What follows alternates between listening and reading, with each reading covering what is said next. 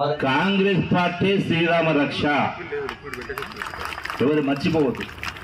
బంగారు పల్లెల్లో రాష్ట్రాన్ని అప్పజెప్పినవని మాట్లాడేది ఆనాడు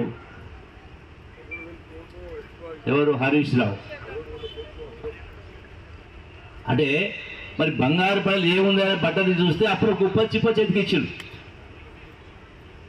అయినా కూడా ఈనాడు రేవంత్ రెడ్డి గారి నాయకత్వంలో ఈనాటి కాంగ్రెస్ ప్రభుత్వం, ఇందిరమ్మ ప్రభుత్వం, సోనియా గాంధీ గారు, ఖర్గే గారి నాయకత్వంలో ఇలా చెప్పిన ప్రతి మాటను నిలబెట్టుకునే ప్రయత్నం చేస్తా ఉన్నాం.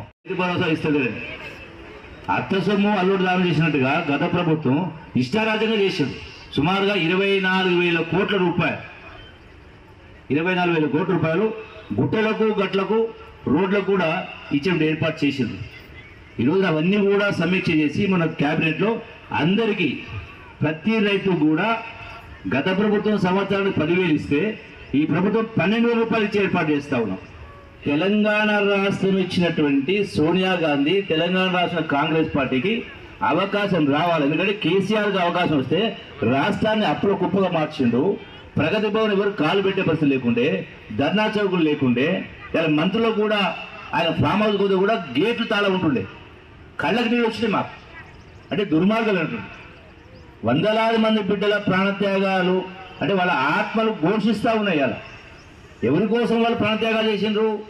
కేసీఆర్ కుటుంబం కోసం కాదు కదా. అందుకనే ఖచ్చితంగా ఈ కేసీఆర్కు, కేసీఆర్ కుటుంబానికి, బీఆర్ఎస్కు బుద్ధి చెప్పాలని ఆలోచనతోటే మరి ఈనాడు తెలంగాణ ఇచ్చినటువంటి సోనియా గాంధీ కాంగ్రెస్ పార్టీ రుణం తీర్చుకోవాలి చెప్పండి.